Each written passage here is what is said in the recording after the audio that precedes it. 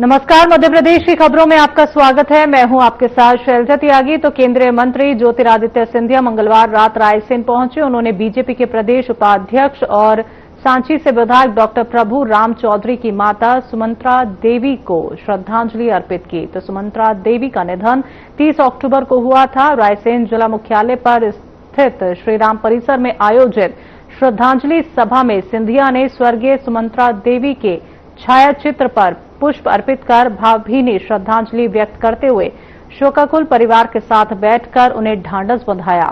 तो वहीं श्रद्धांजलि सभा के अवसर पर मध्य प्रदेश के जल संसाधन मंत्री तुलसी सिलावट और ऊर्जा मंत्री प्रद्युमन तोमर भी साथ में मौजूद रहे।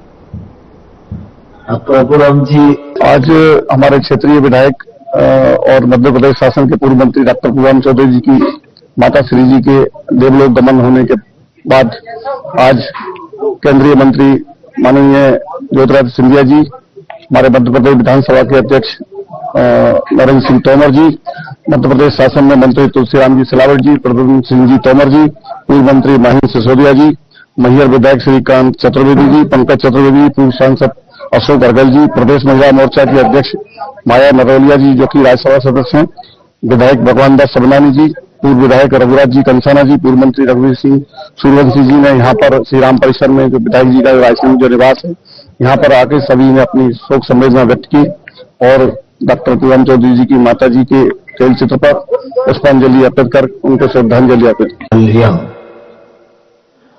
प्रभुराम जी स्वयं डॉक्टर हैं, उनकी पत्नी भी डॉक्टर है। बाकी सब प्रकार की चिकित्सा सुविधा उपलब्ध थी।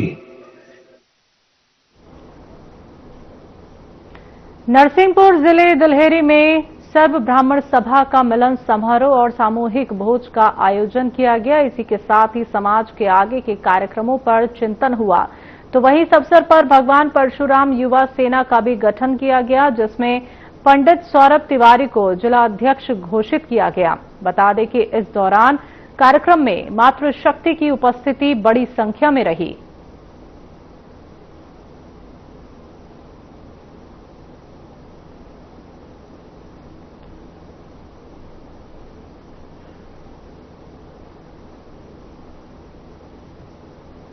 बुरहानपुर के हकीमी अस्पताल में महिला की मौत के बाद परिजनों ने जमकर हंगामा किया। परिजनों का आरोप है कि डॉक्टरों की लापरवाही और एनेस्थीसिया की अधिक मात्रा के कारण महिला की मौत हुई। महिला का यूट्रस का चौथा ऑपरेशन किया जा रहा था और तभी अचानक उसकी तबीयत बिगड़ गई और वो कोलैप्स हो गई। मौके पर पहुंचे बीजेपी जिला अध्यक्ष मनोज माने और थाना प्रभारी अमित जादौन ने परिजनों को समझाकर किसी तरह शांत कराया। तो अधिकारियों ने भरोसा दिलाया कि पोस्टमार्टम रिपोर्ट आने के बाद ही निष्पक्ष जांच की जाएगी और फिलहाल पोस्टमार्टम जारी है। रिपोर्ट के बाद ही मौत का असली कारण सामने आएगा।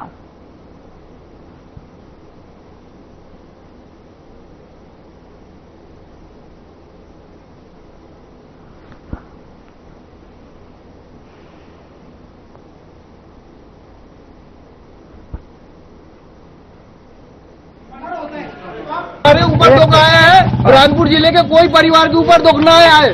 क्या हुआ और ये हॉस्पिटल क्लीन होना चाहिए। क्या घटना हुई है बताइए। ये हमारे घर की बेटी बहू सुबह 8 बजे से यहाँ पर ऑपरेशन के लिए लेकर आए हमने और इन्होंने डॉक्टर 2 बजे ऑपरेशन चालू करे। 2 बजे के बाद कोई जवाब नहीं दिए। 5 बजे जो 6 बजे जवाब दे रही कि हम इंसाफ चाहते हैं कि जो हमारे साथ हुआ बुरहानपुर जिले की कोई जनता के साथ और न हो। ये हॉस्पिटल हकीमी हॉस्पिटल होनी चाहिए। गलत उपचार ये डॉक्टर नहीं की गलत उपचार पूरी लापरवाही हॉस्पिटल सील होना चाहिए। मामा जी आप जल्दी से हॉस्पिटल आ जाए।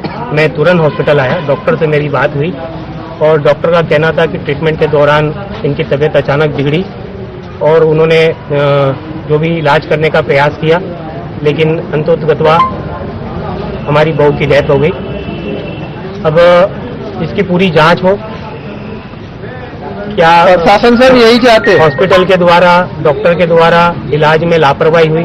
प्रथम दृष्टया तो यही लग रहा है कहीं ना कहीं लापरवाही हुई। एनेस्थीसिया डोज हैवी हो गया वो अभी कुछ नहीं कह सकते, तो पीएम रिपोर्ट आने के बाद ही समझ में आएगा, लेकिन अभी प्रथम दृष्टया तो यही लग रहा है कि कहीं ना कहीं हॉस्पिटल की लापरवाही नजर आ रही है। इसकी जांच हो जाए, दूध का दूध, पानी की पानी हो जाए। यहाँ से दूसरे अस्पताल से शाम को अरेंज किया। जी वो सारी चीजें अभी प्राइमरी फेज में है, सारी जांच की रिपोर्ट आ जाए, उसके बाद कार्रवाई चाहते हैं आप? बिल्कुल। अभी पीएम रिपोर्ट में इलाज में लापरवाही पाते हैं, किस तरह की कार्रवाई की हम मांग करेंगे? देखिए बहुत गंभीर विषय है ये, और वो जांच के बाद में जो भी दोषी पाए जाते हैं उनके ऊपर कार्रवाई होनी चाहिए। हॉस्पिटल से एक शिकायत मिली है कि हकीम हॉस्पिटल में किसी महिला की इलाज के दौरान डेथ हो गई है, ऑपरेशन के दौरान, तो उसको लेकर परिजनों ने थोड़ा शंका जाहिर करी। महिला का पीएम करवा रहे हैं, और उसके बाद कल जो भी पैनल पीएम करेगा उसकी भी रिपोर्ट लेकर उसको जो भी होगा उस हिसाब से करेंगे। पेशेंट मेरी बहुत पुरानी पेशेंट थी, पिछले 6-8 महीने से इसका ट्रीटमेंट चल रहा था। इसको जन्मजात इसकी बच्चादानी 2 हिस्सों में बढ़ी हुई थी, अंदर से सेप्टम था उसको पार्ट में एक बार में नहीं कर सकते, क्योंकि पूरी यूट्रस में सेप्टम था।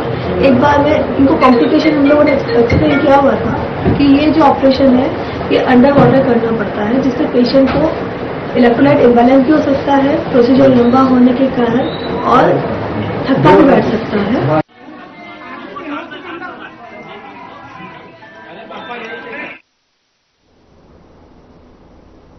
हमारे चैनल की टीम ने जिला कलेक्टर अरुण विश्वकर्मा से ब्लॉक ओबेदुल्लागंज में अधिकारी सरकारी वाहनों का दुरुपयोग कर समय पर कार्यालय नहीं पहुंचते ग्राउंड जीरो से जाकर देखा गया, तो ब्लॉक के कई अधिकारी नदारत मिले। अब देखना होगा कि जिला कलेक्टर ऐसे अधिकारी पर क्या कार्रवाई करते हैं।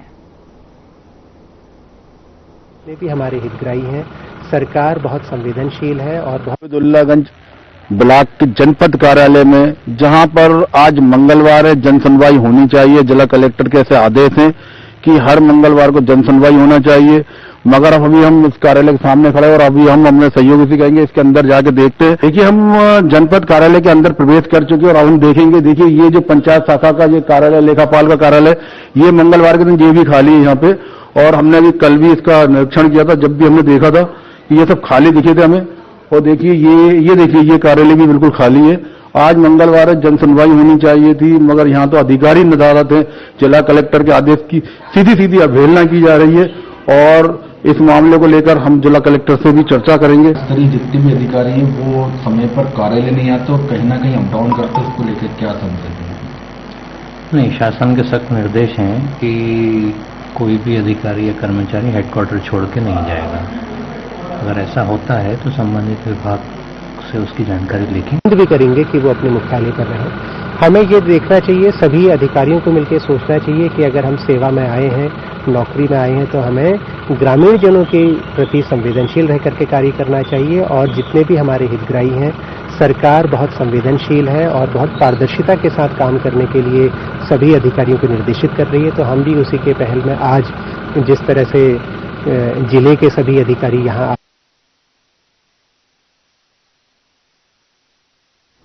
आर्यवर्त गवर्नमेंट कॉलेज मोहन बड़ौदिया में राष्ट्रीय शिक्षा नीति 2020 के संदर्भ में तकनीकी प्रयोग और साइबर जागरूकता विषय पर एक राष्ट्रीय वेबिनार का आयोजन किया गया। तो वहीं इस वेबिनार की शुरुआत कॉलेज की संयोजक सौम्या सिंह तोमर ने विषय की रूपरेखा और महत्व पर प्रकाश डालकर की, जहां कॉलेज के प्रिंसिपल डॉक्टर शिवाकांत तिवारी ने मुख्य वक्ताओं, विशिष्ट वक्ताओं और जन भागीदारी समिति के अध्यक्ष का स्वागत और अभिनंदन किया। तो वेबिनार के मुख्य वक्ता डॉक्टर नेमीचंद राठौर ने साइबर सुरक्षा, तो वहीं इस मौके पर और नेटवर्क सुरक्षा जैसे विषयों पर विस्तार से चर्चा करते हुए बताया कि आजकल साइबर क्राइम इसलिए भी बढ़ रहे हैं क्योंकि साइबर अपराधी घर बैठे ही अपराध को अंजाम दे सकता है।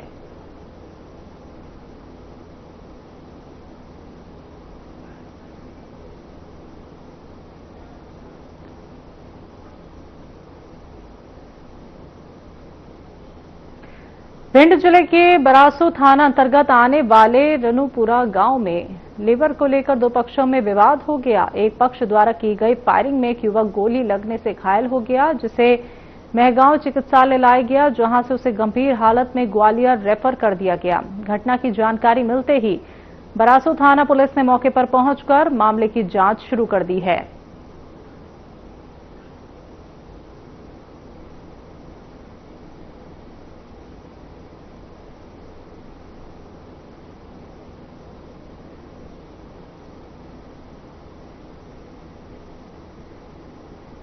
गोली किससे? माउयर से लेसन। दिल्ली में हुए ब्लास्ट और आतंकी एक्टिविटी के चलते मेहर पुलिस अलर्ट मोड पर है। मेहर पुलिस ने मां शारदा मंदिर में सघन जांच की और चप्पे चप्पे पर पुलिस की तैनाती की गई है। नगर पुलिस अधीक्षक महेंद्र सिंह चौहान, थाना प्रभारी अभिषेक द्विवेदी की कड़ी निगरानी में पुलिस बल ने जगह जगह सघन चेकिंग के साथ मां मंदिर में आने वाले श्रद्धालु, स्थानीय दुकानदारों और मां शारदा मंदिर की जांच की। तो साथ ही मेहर नगर पुलिस अधीक्षक ने दुकानदारों से अपील की है कि श्रद्धालुओं के सामान को बिना जांच के दुकानों में न रखें और साथ ही किसी भी प्रकार की संदिग्ध गतिविधि एवं संदिग्ध व्यक्ति की सूचना तत्काल मेहर पुलिस को दें।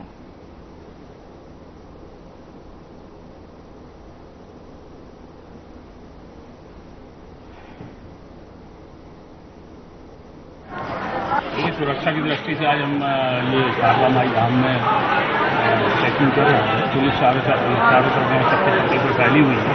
किसी संदिग्ध व्यक्ति या संदिग्ध व्यक्तियों को तलाशी ली जा रही है, चेक की जा रही है। दुकानदारों को यहाँ सभी को समझाइश दी गई है कि कोई भी संदिग्ध व्यक्ति या कोई वस्तु लावारिस पड़ी हो या कोई उनके पास दिखने आए प्रकाश के नाम पे तो बिना चेक के बिल्कुल अपने पास न रखें और पुलिस को सत्कार करें। हम लोग चाहते हैं कि हमारी कोई फोटो ही ना खींचे। दोनों जना बैग चेक करो, बैग चेक करो।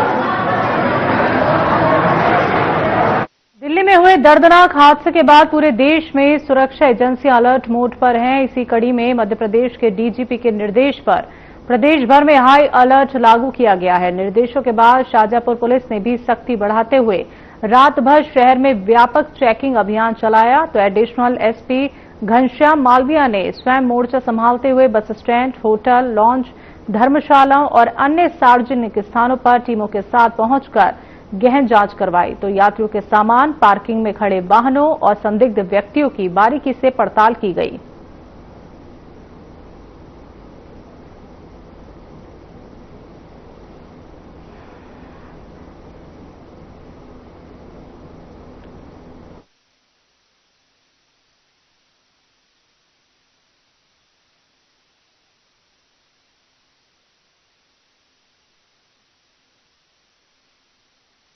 छात्रवृत्ति, हॉस्टल भत्ता और शैक्षणिक योजनाओं की अव्यवस्थाओं को लेकर जय आदिवासी युवा शक्ति छात्र संगठन द्वारा कलेक्टर चौराहे पर महा आंदोलन किया गया। बड़ी संख्या में छात्र सुबह टटिया भील चौराहे पर जुटे और वहां से पैदल मार्च निकालते हुए कलेक्टर ऑफिस तक पहुंचे। तो छात्र मुख्यमंत्री के नाम ज्ञापन सौंपेंगे और संगठन के नेताओं ने बताया कि ज्ञापन में कई अहम मुद्दे शामिल किए जाएंगे, जैसे कि पिछले 3 सालों से बंद पड़ी छात्रवृत्ति, हॉस्टल भत्ता, दिव्यांग छात्रों के लिए भत्ता और अन्य शैक्षणिक योजनाओं में चल रही अव्यवस्थाएं। उनका कहना है कि इन योजनाओं के बंद होने से लाखों छात्र आर्थिक तंगी और पढ़ाई में दिक्कतों का सामना कर रहे हैं।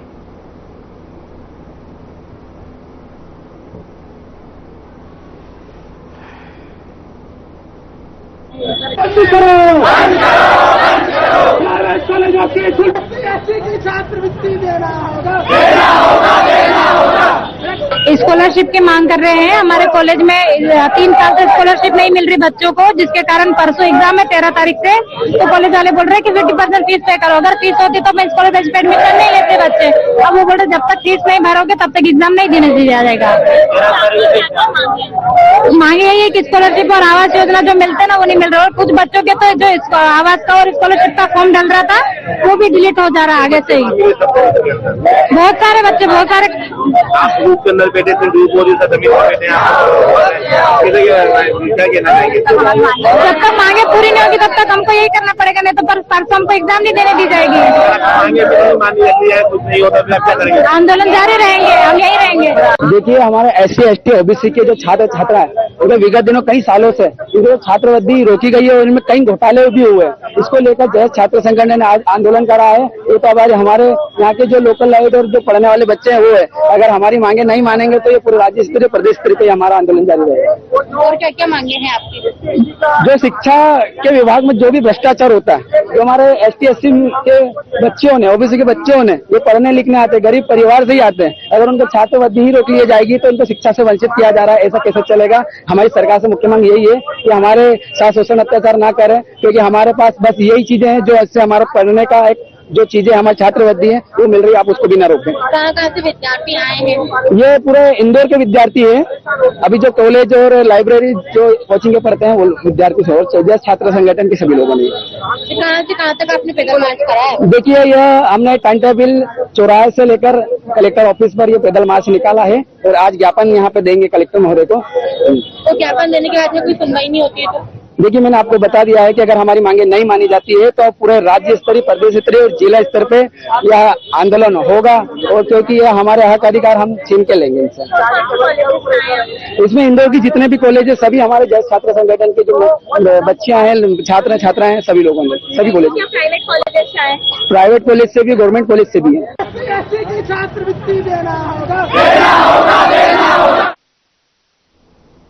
खबरों में वक्त एक छोटे से ब्रेक का।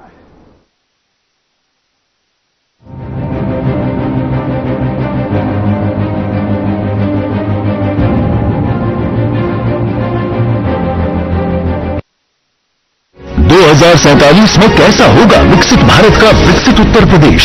क्या आप चाहते हैं कि कृषि क्षेत्र में नवाचार और पशुधन की समृद्धि से बढ़े अन्नदाता की आमदनी?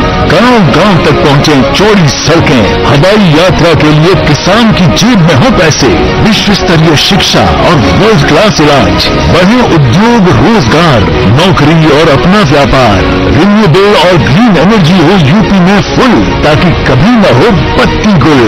डीप टेक, AI और इलेक्ट्रॉनिक संसाधनों का बिछे जाल, सांस्कृतिक धरोहर का पुनर्जागरण और गौरव काल।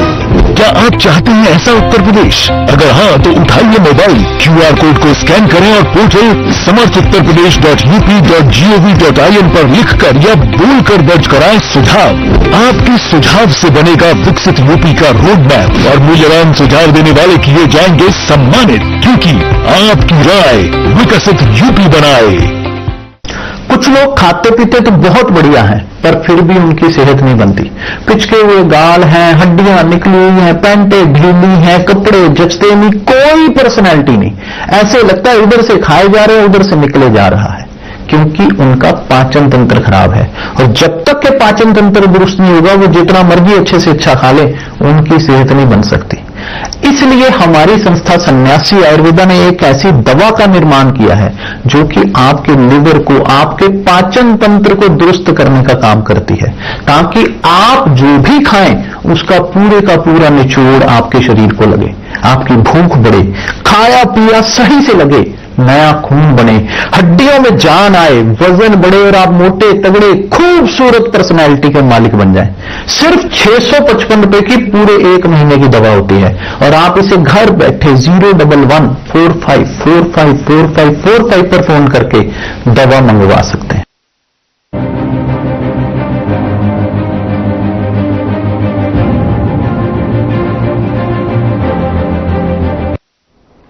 ब्रेक के बाद एक बार फिर से आप सभी का स्वागत है। बढ़ते हैं अगली खबर की तरफ। भोपाल ग्रामीण के बैरसिया से नरसिंहगढ़ जाने वाले मार्ग पर कंक्रीट पाइप डालकर वैकल्पिक रास्ता बनाए जाने के विरोध में जिला किसान कांग्रेस अध्यक्ष रामभाई मेहर ने सैकड़ों ग्रामीणों और कांग्रेसी कार्यकर्ताओं के साथ भूख हड़ताल और जल सत्याग्रह किया। भारी भीड़ और जन समर्थन के बीच उन्होंने बैरसिया SDM आशुतोष शर्मा को ज्ञापन सौंपा और SDM ने 7 दिनों के भीतर वैकल्पिक मार्ग तैयार करने का आश्वासन दिया। इस दौरान तहसीलदार, नायब तहसीलदार और पुलिस प्रशासन भी मौके पर मौजूद रहे।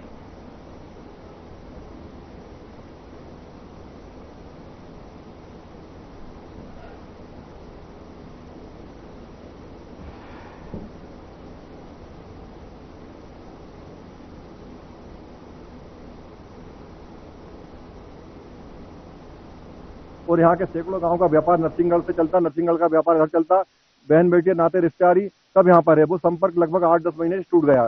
70-80 किलोमीटर दूर घूम के उनको जाना पड़ता है सबको अपने काम के लिए। विगत 8-10 माह से यहाँ के विधायक विष्णु खत्री और न सांसद और उधर के विधायक ब्यावरा के और मंत्री कुछ ध्यान नहीं दे रहे। तो हम लोगों ने आज एक दिवसीय भूख हड़ताल आयोजित की थी कि भाई अभी हमें इसको 8-10 महीने से देख रहे हैं कि यहाँ के विधायक उदासीन है और कोई काम नहीं कर रहे हैं पुल के लिए, और आने वाले साल 2 साल तक ये पुल फिर नहीं बनेगा, ऐसा हमको प्रतीत नजर दिखाई दे रहा है हमको कि 1-2 साल तक पुल नहीं बनेगा। तो हमने सिर्फ ये मांग की कि ये पार्वती नदी के पास से वैकल्पिक रास्ता 30 फुट वैकल्पिक रास्ता मजबूत कंक्रीट की पाइप डालकर बना दिया जाए, जिससे आवागमन सुलभ हो जाए और किसानों को, महिलाओं को जो स्कूल शिक्षा करने जाते हैं, वहाँ पढ़ने जाते हैं स्कूल शिक्षा में, और जो स्वास्थ्य की सेवा प्रदान करने के लिए आते जाते हैं उनके लिए भी फायदा हो जाए। ये हमारी मांग है।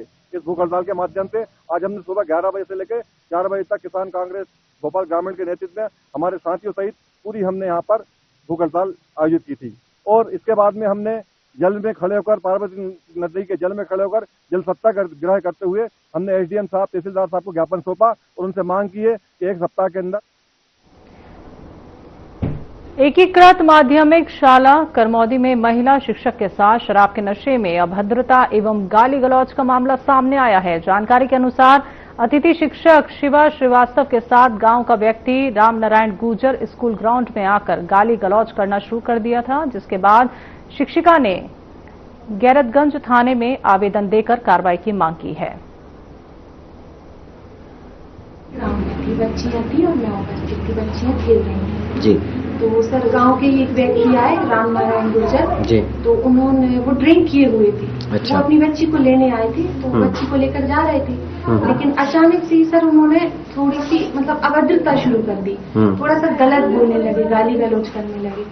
तो मैं समझा रही थी उनको कि आप यहाँ पर गलत मत बोलिए, आप स्कूल में गलत मत बोलिए, तो आप ड्रिंक करके अंदर आए हैं। वो ये सारी चीज सुनने को तैयार नहीं थे और अश्लील शब्द बोल रहे थे, अश्लील इशारे कर रहे थे। मैं थी, बच्चियां थी मेरे साथ में स्कूल की 8-10 के लगभग बच्चियां थी। मैं उनको मना भी कर रही सर, लेकिन वो मेरी बात नहीं सुन रहे थे। और एक व्यक्ति था रामनारायण गुर्जर जी, वो शराब पी के आया और हमारी जो शिक्षिका है उनसे अभद्र व्यवहार किया उसने जी, गाली गलौज की और अश्लील हरकतें भी की उसने। अच्छा, तो उसके खिलाफ कोई कार्रवाई की गई है आपके यहाँ से? वो कंप्लेंट की गई थी थाने में जी जी। और कितने शिक्षक हैं स्कूल में? 6 हैं। उस समय कोई था शिक्षक यहाँ पर पदस्थ जब मैडम थी और जब घटना? नहीं, मैडम उस समय अकेली थी। अच्छा, अकेले ही थे उस समय। तो अक्सर मैम अकेले ही रह जाते हैं शाम के टाइम या कल ही ऐसा हुआ है? कल ही ऐसा हुआ है क्योंकि उनकी अटेंडेंस की शिफ्ट चेंज हो गई थी। जी जी। और भी गेस्ट टीचर हैं या अकेले मैम? ये कब से हैं आपके यहाँ पर गेस्ट टीचर? 1 जुलाई से। जुलाई से लेकर अभी तक? और पहले भी कभी कोई वारदात हुई है क्या ऐसे कुछ?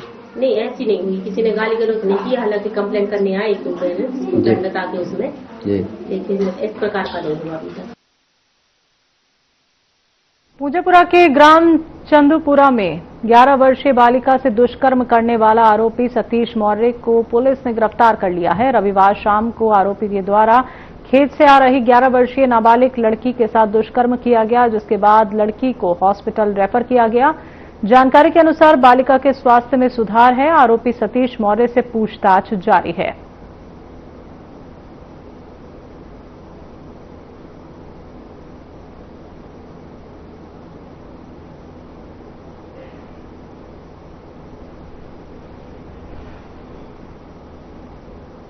मध्य प्रदेश की खबरों में अभी के लिए इतना ही। मुझे दीजिए इजाजत। नमस्कार।